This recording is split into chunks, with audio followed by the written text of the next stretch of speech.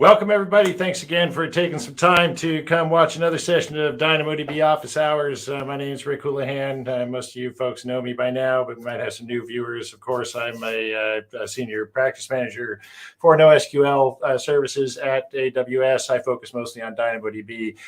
With me today is a man who probably needs no introduction to most of the folks on the call. Here is Eric Johnson. He's one of the I'm having audio problems, so I can't hear you. And can you hear me? I can hear you, Eric. Yes, absolutely. Can you not hear me? Let's see what we got going on here. Something's weird. Unfortunately. It could well be me. I'll see if we can figure something out. Go without me. I'll figure it out. All right. No problem. Well, Eric will be back in a minute. And when he gets his audio worked out, he'll let me know and we can make the introduction. That's okay. The first half of the content today is really driven by myself. And Eric will be here in a few minutes. But anyways, what we're here to talk about today is single table design, of course, as we always talk about on this show in some way, shape, or form. Either we're talking about single table design or maybe we're talking about features in DynamoDB. But today we're actually talking about how to apply single table design and principles of that pattern to the AWS AppSync service, right? We've talked about this before. Hey, we're back. Eric's here. I'm back. So. Sorry about that. I'm good to go, though. No worries. Awesome. So like we were saying before, Eric's one of our representatives in the serverless community. I'll give you a minute here to go ahead and introduce yourself to our community here on the Office Hours show. Sure. Yeah. My name is Eric Johnson. I'm a principal developer advocate for serverless with obviously AWS. I do a lot with DynamoDB. I am not the expert that Rick is, but I am going to teach Rick some things today about SAM. So I don't know how excited he is, but I'm going to tackle him if it doesn't work. I did steal Rick's background. I'm pretty excited about that. So, and thank you for having me. I'm super excited about this. Absolutely. Thanks for joining us, Eric. This is great because, honestly, this is one of the questions I get a lot, right? I'm sure that you get it too. It's like, how is single table design, especially since we launched the AppSync service, great service for standing up data APIs, especially that are using GraphQL standards, and we'll talk about that in a minute. But I get this question all the time, right? It's like, wait, AppSync doesn't use a single table design out of the box, right? It makes assumptions about entity tables, and it kind of sets things up the relational way. And again, it kind of has to, right? Because if you don't understand what the access patterns are, right, you kind of have to make some assumptions, and maybe this is a good way for developers to kind of get going quick, right? But when you start to, and we'll get into the performance of all of this in the end, because that's really what it comes down to. If you want performant APIs, then you need to get down into the data model a little bit, right? I mean, you cannot just use things that are agnostic to every access pattern and expect everything to work just great. We actually want to tune things a little bit. So let's talk about a little bit about what that looks like, and let's go ahead and share my screen here. So again, the first thing we need to talk to, and this is for people who've been on this show and following my show frequently. This can be redundant information, but we got to talk about this single table design, right? What is it? A lot of people don't know what that means, and the idea of NoSQL databases is really about creating a collection of objects, right? A collection of objects that we're going to, in DynamoDB's case, we call it a table. In other NoSQL databases, this could be a collection or a key space, or there's some reference to a container that we're going to stuff things into, right? We stuff all of our items into these tables. You can think of these items like the rows of your relational databases, right? All the tables from your relational databases kind of munged up and shoved into one container, and they can have all different attributes as a result, right? Not all the items have to have the same attributes, but they all have to have, attributes to identify and make the uniqueness, right? The uniqueness identifier. In the case of a partition key only table, or like maybe in a document database like a MongoDB, you've got a collection of documents. There's going to be it's going to be a partition key or the underbar ID attribute, right? Something that uniquely identifies this object, and that creates that key value access pattern that everyone kind of is always familiar with NoSQL. We kind of default to this because that's the one we understand the most. However, there's many relationships in the data that we need to model, as we know, for as developers, right? So what we really have is a lot of objects that have relationships between them. So if we add this thing called a sort key, or we define compound indexes, right? In the case of document databases, we can create collections of objects on this table, right? Groups that we can then sort and start to query through with query operations to filter and get exactly what we want, right? Now, a couple of things that we just talked about here. right? We're going to push all of our items on the same table. We're going to use some sort of description of the schema of these objects to identify what the types of these objects are, right? They're all the rows of our tables, right? We're going to issue a query with some conditions. It's going to bring back all the objects we want and only the objects we want, right? Only the data we want, all in one request, right? Not in many requests, right?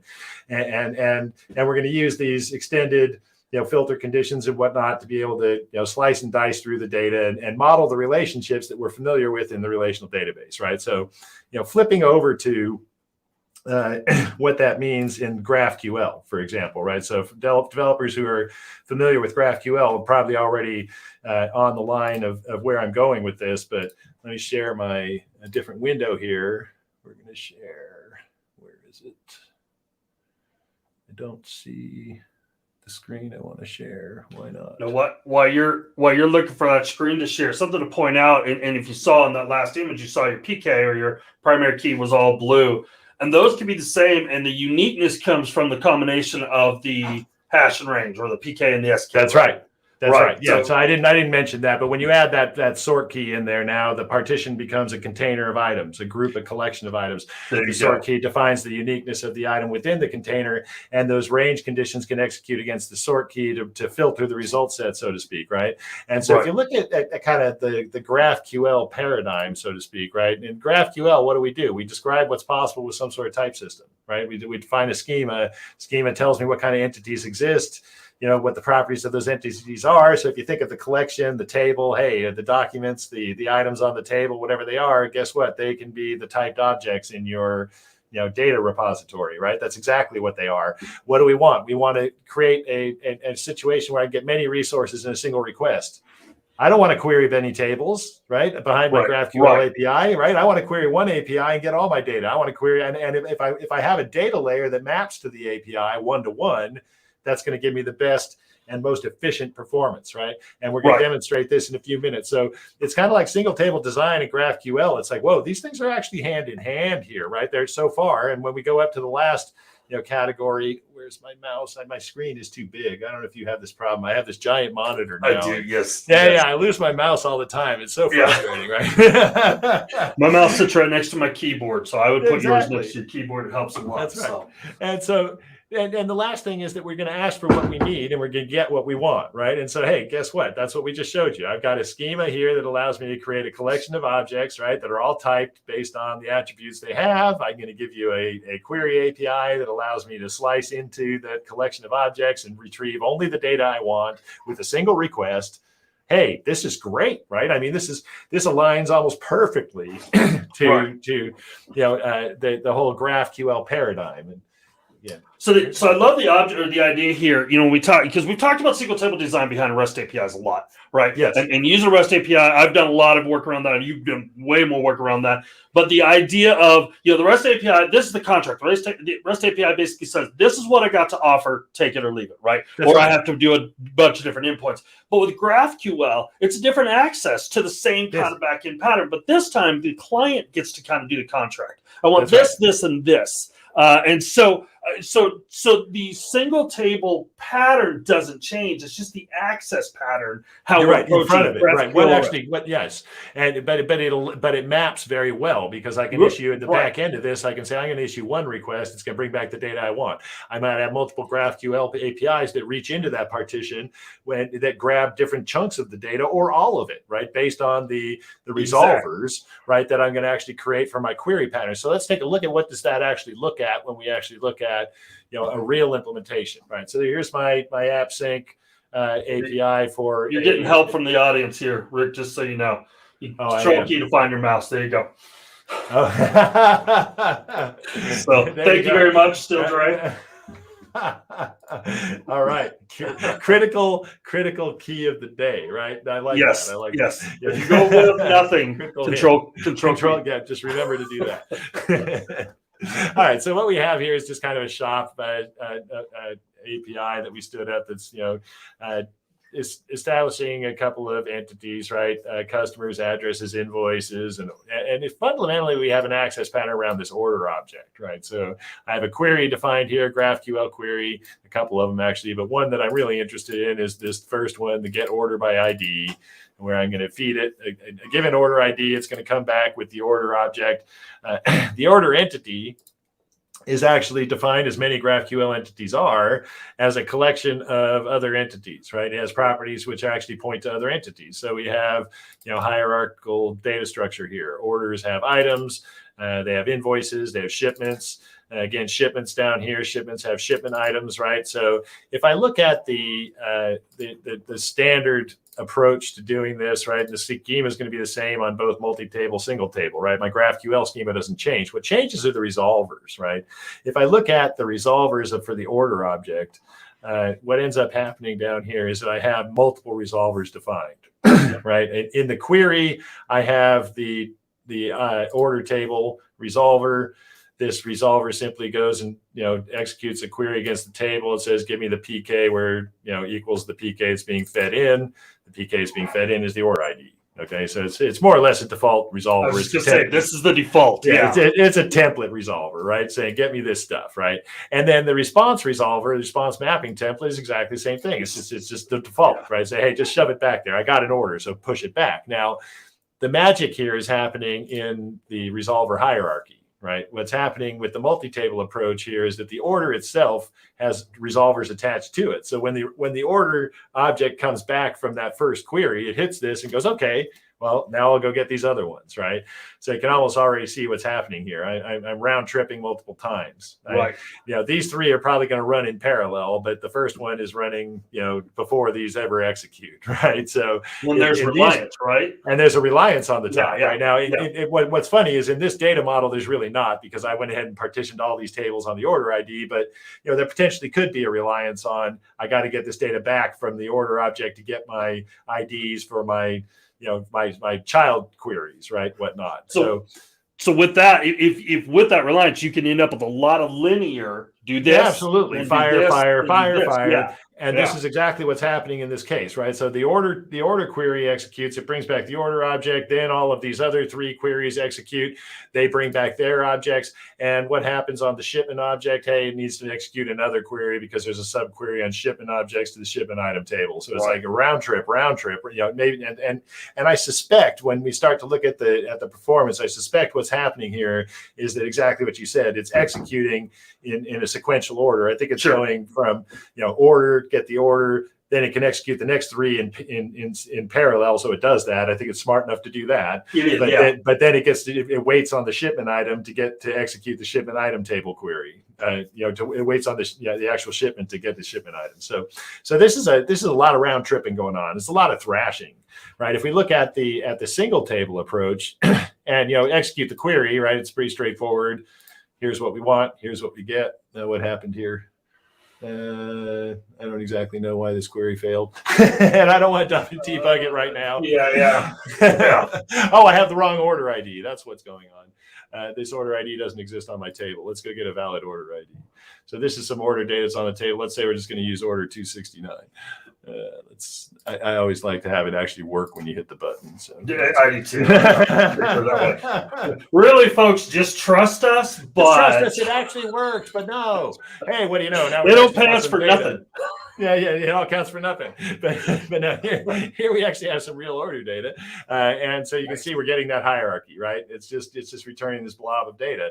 If I go back to the single table implementation, right? Let's take a quick look at that schema.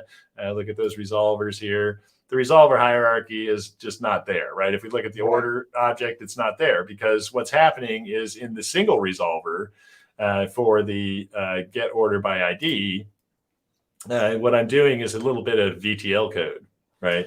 And what's happening, if you think about it, right? We're getting what's happening. We're getting a whole bunch of objects of different types, and they're all coming back in a single request. It's just a big flat array, right? It's just a big flat collection, right? And the reality is that there's a hierarchy. We know what the hierarchy is. It's defined by the order schema. The order schema says, hey, it's got order items and shipments and invoices, right? And so on and so forth. So that's all we're really doing. I create those buckets, right? The first thing we do in this VTL template is we create the buckets for the shipments, the invoices, the shipment items, the order items. And then we just iterate through the result set, right? Whatever came back on the result, and we'll find the order object. There's going to be one of those, right? We know there's only going to be one of those. Right. There may be many invoices, there may be many shipments, there may be many order items and shipment items, right? But we've created all those arrays, and we're just going to push those objects onto those arrays, right? And then once we've done that, we're going to have to go back again through all the shipments to find the shipment items, right? So I'm going to create an array for all the shipment items and build the shipment objects. This is what we're doing. For each shipment item, go find all of its, for each shipment object, go find all of its items and attach those items to that object. And then we can just go ahead and dump the actual response. This is just building the final response that goes back through the GraphQL API. So all I've done is sorted the objects. Right. That's all this code does. It's not complex. It's just looking at the actual type of each object, which we're specifying as a best practice, right? In single table design, always a best practice to type your objects and annotate that type onto the object, right? Yeah. And so I'm going to push back for a second here. Okay. Not push back, but how many of y'all watching when Rick said VTL went, ooh? and I know that's a feeling, but especially because I started VTL, Rick. Rick and I were talking about this last week. I started VTL and API Gateway. And so, all right, the upper codes is raising their hands. We're getting some folks. Yeah, VTL. If you approach VTL like another language, it really is. It's this templating language, and we've all done it. Come on, you way back to Razor with I'm really dating myself with MVP, and we've all done some kind of templating language. But this ability to get, when we get back this data and give it back exactly how we want to. Right. And not load that on the client stuff. That's right. And you know what? That's what VTL is for. I don't want to do a bunch of computational logic in here. All I really want to do is sort things. Right. I can use any language to sort things. For Christ's sake, I could use a bash script to sort data, right? I mean, as a matter of fact, it's a fine tool for doing that in the appropriate place. VTL right here, right, is actually a really good thing to do. If I could do this in Lambda, but why would I want to incur that cost, right? I have this organizing, it's just, and think of it like that. It's just code that I'm using to organize things. I'm looping through the result set. I'm stuffing things into different containers, and I'm dumping out the result that GraphQL expects, right?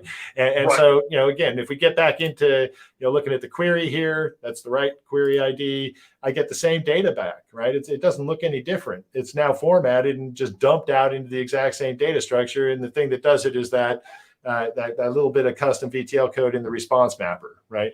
So the query is exactly the same. Response mapper gets a little bit of custom code, and off you go. Now, I can tell you that every single table resolver that I've written so far, which is, I don't know, close to 50 or 60 of them now, for production use, has been a variation of this code, right? Because there's no reason to do anything else. All you have to do is sort, and that's exactly what we're going to show them when we do the SAM template, right? Right. Yeah. Perfect. So we have a statement here, and I want to call your attention to it because I like the statement. It says debugging VTL is here. Let me put it up on screen. Debugging VTL is harder than Lambda debugging, and also graceful handling of errors is hard. I agree with that statement. Yeah, yes. Yeah.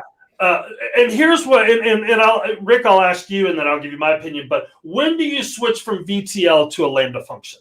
Yeah, anytime I have to do anything like what you're talking about here, if I got to debug the code, I want it in Lambda. I don't want to have to I don't have to debug anything in VTL. If you notice the VTL code I've got here, it's either going to compile and sort, or it's not going to sort, right? I mean, this is not rocket science. This code, anything that requires computational logic, anything that would require any kind of subroutines to be called or methods to be defined, or hey, don't do that stuff in VTL. That's just not the place for it. The VTL code, interpreter in the response mapper is exactly there for exactly that, mapping the response objects into a data structure.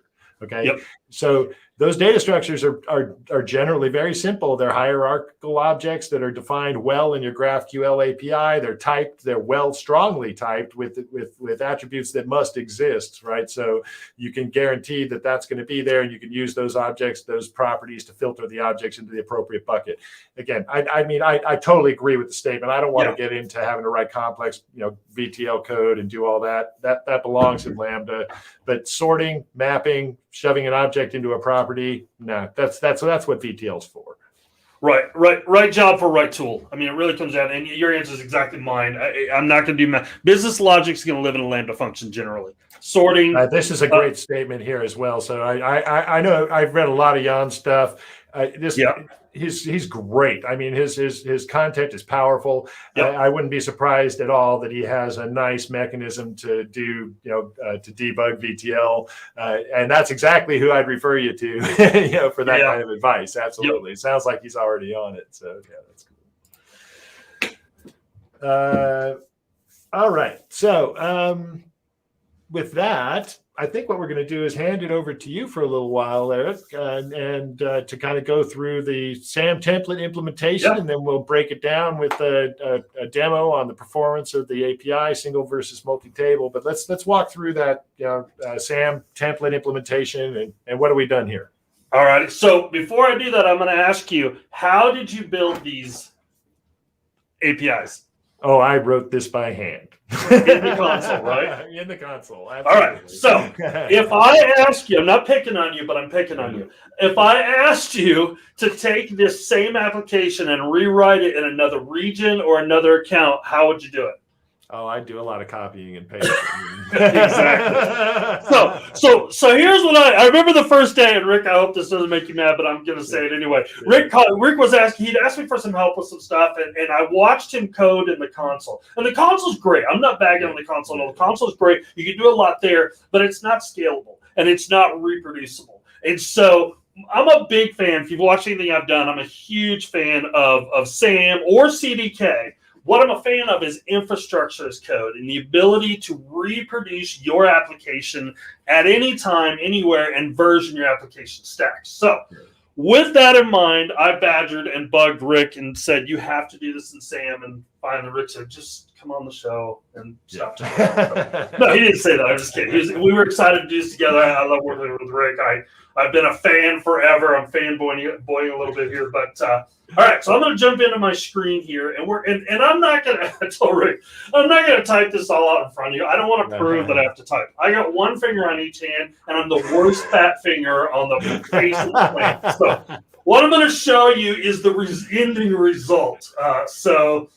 And we got a couple of questions, and I'll try to jump to these in a little bit. So but let's get started here. So that is your screen. Let me totally take credit. Okay, I did all Rick's work there. All right. So what we're looking at here, I'm going to actually show this to you in SAM and CDK. I built it in both. And a lot of people have talked to me about when would you use which. It's a preference thing. SAM. I know SAM, like the back of my hand, really honestly. So I tend to go to SAM first, but I love CDK. What do you how do you prefer doing it? And so I'll show you both, and you can decide. So what I did is, and I just did a SAM init, started a new project, and in fact, the function's still there that we're not even using here. So, but I'm going to walk you through the template and show you what I've done. Okay, now the first thing is, this is just our declaration SAM to make sure that it gets built in SAM. And what you're going to notice is really none of the resources I'm using here are serverless resources, as in they require SAM. And you may be saying, well, Eric, why did you use SAM? I use SAM because there are times, like we just talked about, where you will want to implement some Lambda functions and things like that. So it's very easy to just start popping serverless resources in here. But the first thing we have is our table. Now, if you think of Rick's pattern, this is a very simple table. All I need are a PK and an SK to declare my key schema. Okay, so in DynamoDB, all I need is I'm going to tell it. I could default to provision, but I actually like to use the paper request. And then I set up my attribute definitions and my key schema. And this is all I need to create the DynamoDB function. Okay, I'm sorry, DynamoDB table. How you doing? All right, I got the right service. All right, so the next thing we're going to do is we're going to give ourselves some permissions. So I wasn't sure exactly what we were doing, so I kind of went against one of my rules, and I opened it up a little bit to scan, query, update, delete, put, and get. Right, so it's kind of all the CRUD operations we need to go in and out of DynamoDB. In reality, we don't need scan because we're not going to do scan. We don't need delete item because we haven't written anything for that. I'm very big on scoping credentials, on scoping permissions. Absolutely. And so when you build this out, figure out what you're going to do and then only do that. Just start there. And so really a better way to do this is to just add the things you need. But again, as we're building this out, I went back and forth on some things. So now here's the AppSync API. And the AppSync API is literally just, this is all CloudFormation. This is the API, and I'm calling it my single table API. My authentication type is Cognito user pools. And actually, well, that's interesting. I have two Cognito or two API types in here. We're going to dump this one here. That was just well, I love doing this public here. So we'll just comment this out. I'm not sure even why that's there. So you only need one one authentication type, and I'm using API key, and then right below it, I'm actually creating that key. So this just means, hey, we're going to use a key, and this is the one you use to access it. Now we come down. Now this is where we take Rick's stuff and we put it into Sam. And this is the AppSync schema. Okay, now I've got it right here in the template so we can easily see it. Is that big enough? Can y'all read that out there? Rick, can you see that okay? I can see it. All right, I'm going to pop this over so we can, I keep clicking on the actual StreamYard screen.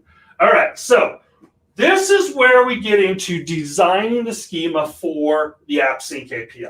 And so all I'm going to do is I'm going to say, hey, for this app API, so I'm grabbing the API that we created above, the ID, add this schema. And then it's just like we talked about, it's a parent-child relationship. And I have a PK and SK. Since this is a parent, I'm going to have an array of children. And then I pass in a data and a type, both are strings. And the bang is required, right? Yeah, that means it's a required attribute. Right, okay, yeah. I'm still a little new to AppSync, so I'm kind of working through that. Yeah. All right, so and then we have a child. Now the child, really the only difference between these two, and it's a great way of kind of patterning this, is that we're missing the child array because these are children, right? And so I could have all kinds of other types here, but I'm going to say it's the PK, the SK, and then the data, and then the type. Like Rick was saying, it's really good to to always declare a type on this, and this allows us to grab a whole bunch of things under the same PK, but separate them out by the type. Yeah. I remember that GraphQL fundamental principle of GraphQL, right? Get many objects with single request only, and to get only what you want, right? I mean, filter on type, right?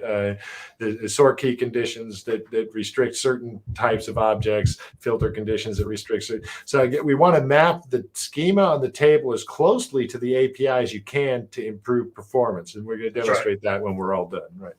That's right. So now I'm going to jump down a little bit because I got, I wanted to get an A in Rick's class here. So I added the type query, right? So this is the query that we're going to do a little later. This is get parent with children, and it's going to return a parent. And then Rick, I got crazy and I created a couple of mutations. I created create a parent item and a return a parent, and create a child item, return a child. So the only thing you don't have is a delete item here. So you can update. So now we get into the magic, all right? Well, this is the DynamoDB data source. This actually says, all right, we've created that table, and we've created this AppSync GraphQL API. Now I want that table to be a data source. So it's linking them up, and it's saying, where they are, what region they are, and then the role. And this gives AppSync the right to make calls against DynamoDB. And this is kind of when you look at the UI, you see the same things in AppSync, right? It's define the schema, define the data source, create your functions, define your queries, right? This is all This is just GraphQL AppSync service API definitions is really all you're doing. This is the metadata that you configure when you're typing into the console. So I would be going to the console right now and going dink, dink, dink, dink, and entering all this. And when I was done, I'm done, and I don't have any ability to reproduce it. Whereas now when you write it into the template, you can just say, okay, deploy, right? I can tear it down, I can deploy it, I can stand the stack up in any region, right? You're exactly right. I feel like we're done here. We should end the stream. You get it. No, yeah, you're exactly right. Infrastructure code is so critical when we're building, applications. And with serverless, it becomes very easy because you're not having to go provision, build, rack stack, do all the things. You're just saying, this is what I want. So we treat our infrastructure as code. So yeah, so I can launch this in 10 different regions in about 15 minutes. Right. It would take Rick longer to do that. Yeah, so All right, so now we get in. This is the magic, okay? So what we're doing here is we're going to write our resolver. And I just call it the get parent and child resolver. It's an AppSync resolver. And so what we're going to do is we say which API to attach it to, which is we just grab the API ID. These are all dynamic, so I don't have to memorize the ID number. It is a query. And here's the field name to attach it to. So this field name here matches this here. So the type query, I match the field name, and so that'll tie that resolver to that query. All right. I tell it what data source we want to hit, and then I do the request map. And again, this is pretty default. This is exactly what we saw in the GraphQL. Again, exactly what we saw when I just ran through the API and showed it in the UI. This is that JSON object that sits in that request mapping template. And I can see right away, right below that is your response mapping template, which looks like a variation of the VTL code again. And this is one of the things about, I can't emphasize this enough. Every single table resolver you write will be some variation of this code. Right. It's not complex. It's not going to be a new thing every time. As a matter of fact, that's all I do. I just cut the code from the resolver that I have. I paste it into the new resolver in whatever project I'm working on. I change the names and I add a couple of loops. And, bottom line is it's always some variation of this. And at the end, you define that JSON object with what you get. Right. So this is exactly, and all we're doing in the SAM template is just stuffing this metadata into those forms that exist in the service definition in the UI. Yeah. That's right. And this is the magic. This is the single table magic this is the magic that makes single table work. Right. Yeah. And this is exactly what you're trying to do. Again, think about we walked through the GraphQL, what is GraphQL? That is the GraphQL.org site, right, where it describes the whole, and all I was doing was walking through how it maps so well to single table, and this is the magic that shows it at the end, right? All we're doing is taking the objects of many types, putting them into the pattern that is expected by and defined within your GraphQL schema, and of course, if I can just get all those objects in one swipe in one collection, it's going to be faster, right? So, there's a good statement here. So we've got some questions and answers going on, but yes, this is how we do it. This is the grinder. So we're gonna stop everything. We have an all-important question, Rick. Do you know the answer to this one? Can I ask what is the location in the background? I wish I knew. I wish it was my house, but I was just gonna say, just say it's your house. I just sent a picture to Eric so he could look like we're in the same place. I just Googled for like a high definition library image, and this was on the list, and I said, "Oh, that looks great," so I picked it. But I can also quarantine from space. Nice, look at that. That was a fancy trade-off. That's cool. I will point. I think there was some questions going on about Amplify on the front end, SAM on the back end. It is absolutely doable. Alpercode's put this link here, and I point you to it as well. James Bezic wrote Amplify front end, SAM back end for Innovator Island. It's a great workshop to kind of wrap your head around some of this. So. All right, so let me jump in. Let me go a little further. So again, this is kind of where we go. That's where the match. So it's taking what Rick did. It's just dropping it in to SAM, and then we're going to go down. And then I created the extra ones. I created a mutation to create a parent. And again, it literally is just it's a pattern from above. It's a resolver. We request the mapping request template, which looks a little different. It's not quite the same. I added some things in to collect that data. And then the response, then I just did the default response, and the same for the create child. And that's the SAM template. Okay, so now you can take the SAM template, and if I go into, and I've already deployed it, but I'll show you what it would look like I tell you what, come on now. There we go. All right, so if I were to go into the terminal, to deploy this, I can literally just say SAM, that will build it. Well, there's no code here, so I'm not going to worry about building it. So SAM, actually I will, and the reason I will is because I had already done it. So, oh, hey, how you doing? Just a second. I have to change to my right virtual. There we go. All right, SAM build. So SAM build, just make sure I have the right template in the right place. And then I'm going to do SAM. And what I do is I do deploy minus G. Deploy minus G says, all right, now you get to name the stack. So I'm going to say this new SAM AppSync, like so.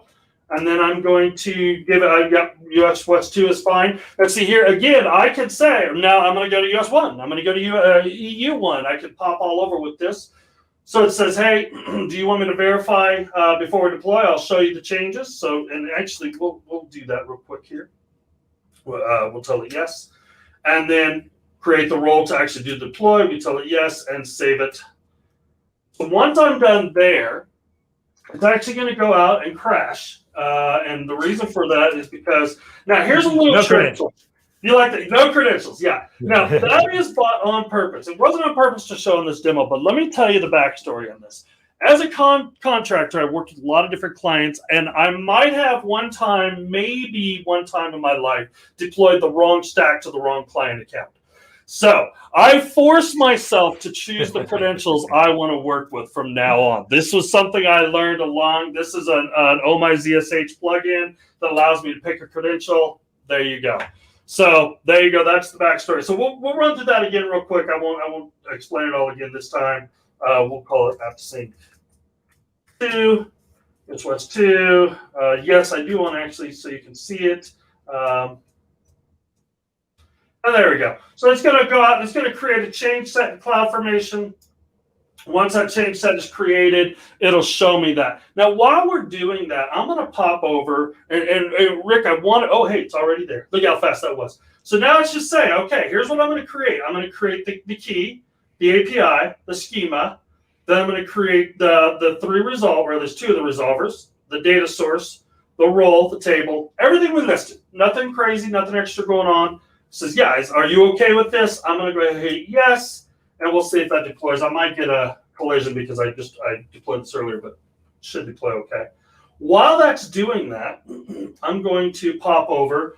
This is what it looks like in CDK. I wanted extra credit, Rick. I couldn't, I'm sorry. I wanted extra credit. So again, I have a lot of folks saying, hey, which would you prefer? So in here, I'm going to do the import star as CDK. So that I'm just pulling in. This is TypeScript. I started to do it in Python. Turns out I'm not as good at Python as I want to be yet. So I went back to TypeScript to do this. But here I'm declaring the table. And again, the same thing. The CDK does some kind of interesting things. Both SAM and CDK make some inferences for you. When you use a simple table in SAM, it's going to do the ID for you, things like that. CDK does some inferences as well. It says, hey, if you're doing a partition key and a sort key, then you don't need to declare the attribute because we'll do it for you because we know this is going to be part of it. Again, I set the billing mode, and then I'm going to go through and I'm going to create the AppSync API, name it, and then this time, rather than loading it in as a string, I actually grabbed it from a file. So you could do this here. So here's again, same exact schema. All right, so we'll go back to the layout here. And then we go in here. Then I'm going to, so this is kind of interesting. I'm going to create a DDB source I've already declared my AppSync API. I'm just going to do a function to add a data source. And I just say it's the DDB data source is what I'm naming it. And the table should be the DDB table. And then I create my resolvers. So I use that again. I just attach these to the DDB data source. And these look very similar. You can see I'm just pulling these from string, and these look exactly like they do in SAM, exactly like they do in rich stuff. Then we go down here. Here's the mutation to create parent items, and here's the mutation to create child item. And there you go. And that's the CDK version of this.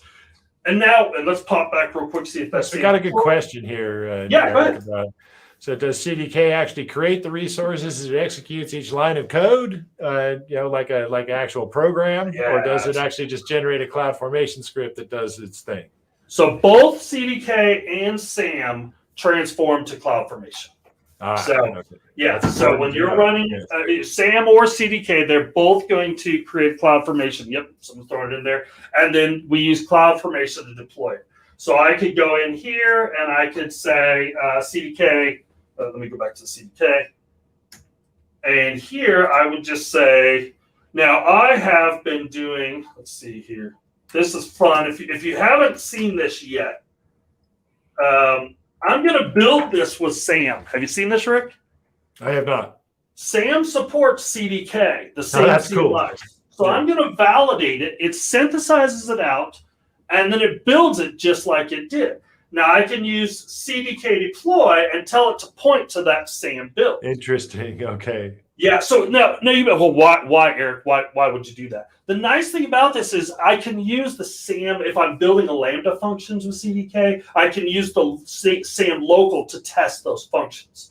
So if you haven't checked this out, it's a beta version. I'm just doing a little plug here. Check it out. It's great for developing this. So then if I want to deploy this, I'll just copy this right here. And the CDK deploy, and this is already deployed, but you'll see it probably again. You may think, Eric, why do you keep doing that? Well, Eric's just dumb enough that he needs that kind of gate around him to not do dumb stuff. So there you go. So now it says, hey, we've got some, we're going to change some stuff. Do you want to deploy this? Yes. And now it's, again, creating the CloudFormation change set. So once you get into the deploy, they look the same. With SAM, I'm going to CloudFormation. With CDK, I'm going to CloudFormation. Okay, so it's kind of just two different mechanisms to get to the same point. But the deploy operation is more or less, it is exactly the same because it's just a CloudFormation execution. Exactly. Yeah. And if you look inside that CloudFormation script, there might be minor, differences in the formatting of the data or whatever, but it's going to be the same configuration data. It has to be, or it's going to be a different result. Or it doesn't work. That's right. Exactly. What you'll see is, we do a demonstration of 20 lines of code becomes roughly 130 in CloudFormation. Right. Oh, believe me, I did CloudFormation. I love it and I hate it. Right. I mean, it's I wished in the beginning that we decided to just bite the bullet and go down the JavaScript path instead of trying to create a declarative programming construct within JSON. I think we kind of, as soon as CDK was introduced in SAM, it was like we kind of acknowledged a mistake, right? But that's okay. We put a wrapper around this thing, and you'll never know, right? You'll never know. I believe it or not, I don't agree with you on that one. In that I enjoy. Well, I'm a YAML, so I go YAML. There you go. But for me, my mind thinks like that a little better. And here, here's the truth. I know it says. Okay, I can buy that. Right, I can buy that. And I think that's why. Go ahead.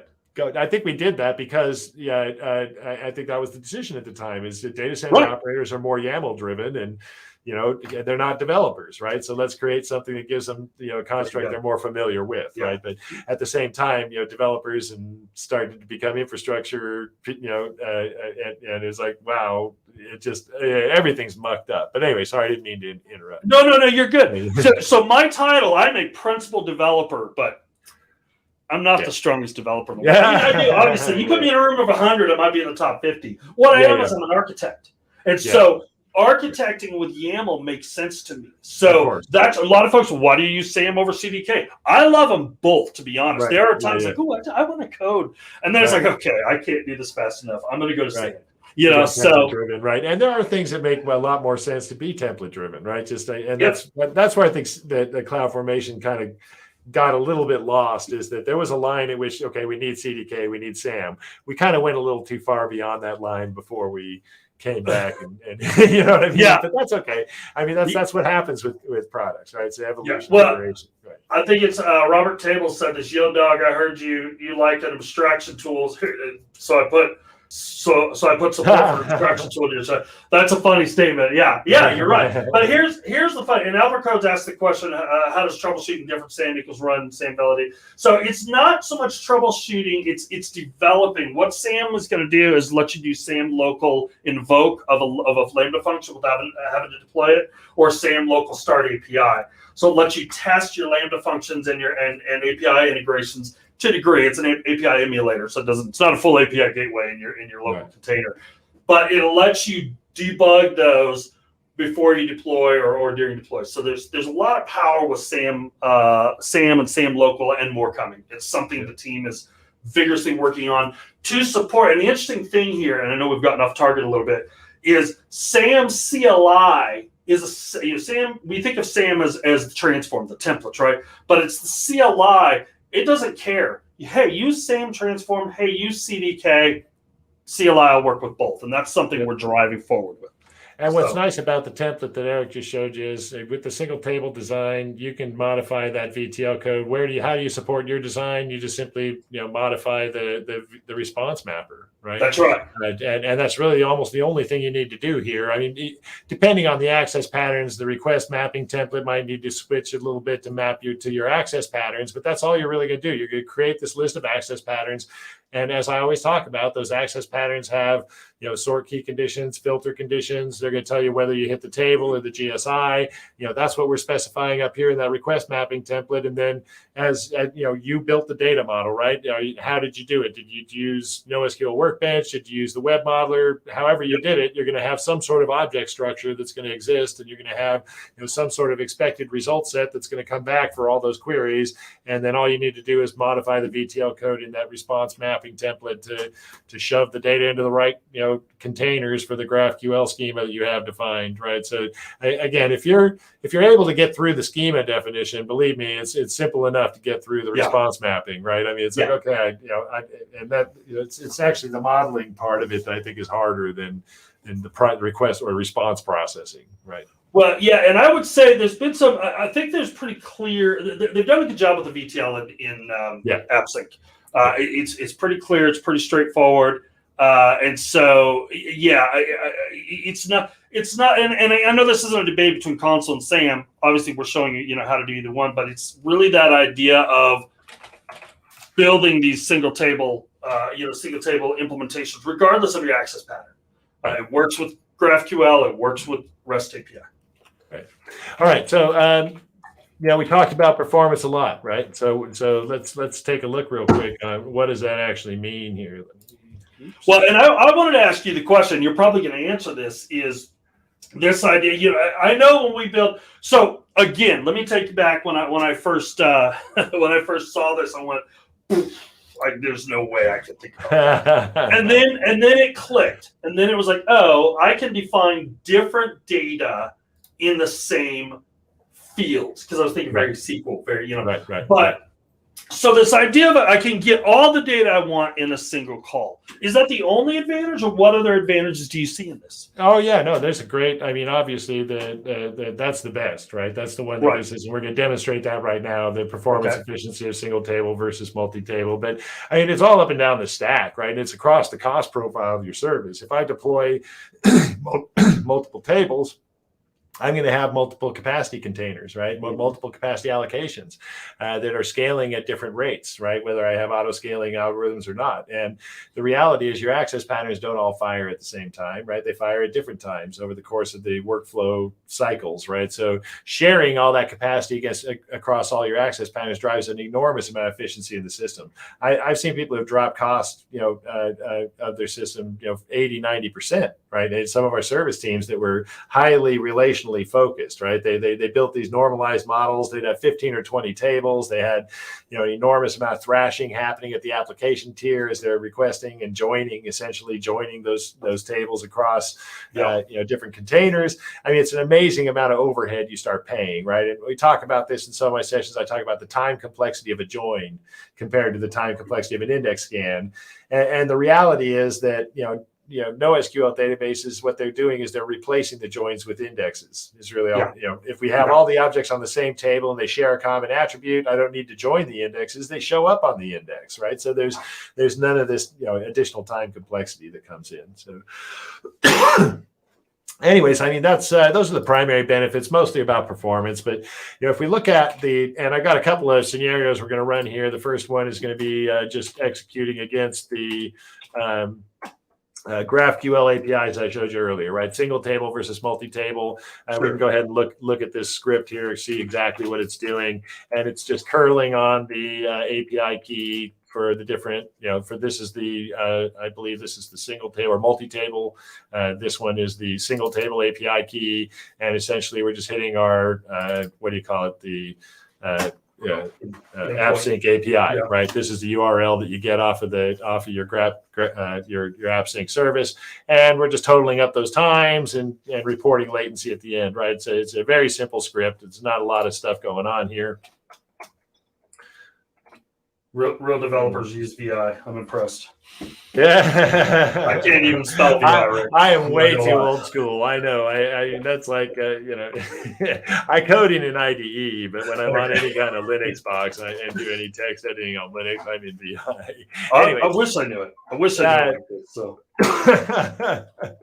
So what we're looking at here is that we're going out and just getting a single order, right? So this is just, we're not getting all the orders across the table. This is just a single order over and over again. It's that order 269 that we were looking at. No. And we're doing it from a single table versus multi-table. And you can see every iteration it's executing 10 requests for that order. And you can see what's happening. That latency is tremendous, right? It's 104 milliseconds for the multi-table average latency versus 42 milliseconds for single table. That's like, okay, how fast do you want your GraphQL APIs to run, right? If you want to use multiple tables, they're just going to run slower, man. And that's just the way it is, right? When you get that single request, multiple objects, I'm not making multiple round trips. There's none of that, synchronous processing going on. Get me the order object. Now go get me those other objects. Now go get me the shipment items, right? That's where all this is coming from. This 103 milliseconds, right? The argument I hear is, okay, this is great for the little bits of data you're grabbing. Right. But what about at scale? Oh, does this translate the same way? Yeah, let's take a look at what happens in a native Java, for example, right? So in this case, what I'm doing is I'm going out across all the customer partitions. I'm getting all the orders on this table, and we're going to see what happens when I'm not just getting one order. I'm getting all 400 or 500 orders that are stored on the table, and you can see the same type of thing happening here. We go ahead and load those items. Now we'll run the same test iteration. As you can see, it's actually smoking fast compared to the GraphQL API. And I'm getting 479 order objects in 51 milliseconds on a single table pass. It takes me 132 milliseconds to get the same 479 order objects, right? So basically, in GraphQL API, it takes me 140 milliseconds to get one order, right? It takes me 50 milliseconds to get one order. With Java scaling up and going into a multi-threaded, multi-process, just hammering directly on the table, we're actually running across 480 orders now, and I could run it across thousands of orders. It wouldn't matter. But you can see that single versus multi-table efficiency. It's just you're never going to beat it with a multi-table model. You will never beat the performance, right? It just can't happen. Yeah, because you're crossing, and I'm going to say something that might show my ignorance, but if we're doing these multiple calls, and I know we're not scanning the table, but you are querying the same amount of data repeatedly. Right. Right, and that's all I'm doing. I'm just running queries, right? I'm just saying, hey, query for there's 479 queries running here for 479 order objects, and in the Java pass, it's happening in 30 and 51 milliseconds to get the same 479 order objects. That translates to 2,400 queries or so, or almost 3,000 queries across the 5 tables that the data spread across, right? I mean, this is the thing. It's 479 round trips versus thousands of round trips. Yeah. Again, you will never, and here's the code. If we look at the actual code we're running here, it's get all orders by ID in that Java code. And just so you can see, this is a thread pool executor, right? So all I'm doing your code isn't showing, Rick. Oh, it's not? No, I'll bring it up. Got it. You got it. Okay. This is the again, get all orders by ID method that we just saw. It's iterating across all the orders in the list. And, for single table, it's queuing up one runnable task, right? Just execute this run query, This is and for multi-table, it has to queue up. What is it? 1, 2, 3, 4, 5 multiple tasks. There are five individual runnable tasks. Now these are all executing in parallel, right? I mean, the only overhead on the system here is how fast I queue them up. This is a monster EC2 instance I'm running on, so plenty of overhead. Right. And it's got 60 threads on the thread pool, so plenty of overhead on the process, and you can still see that latency, right? There's just no comparison between the single table versus multi-table, and it just gets worse and worse and worse as you start to add more tables and join more tables into. Well, and how many of y'all are running monster EC2 instances as your services, right? Yeah, no, exactly. I just didn't want, when I'm running in monster instances, I don't want anyone to question, right? Oh, but what is it? Is that a T1 micro? No, it's not a T1 micro. This is a 64. This sucker, it's a beast. I use it to load, at velocity and do all my high velocity demos. He's going to get called into his boss's office at the end of this month, but it was worth it to show you this.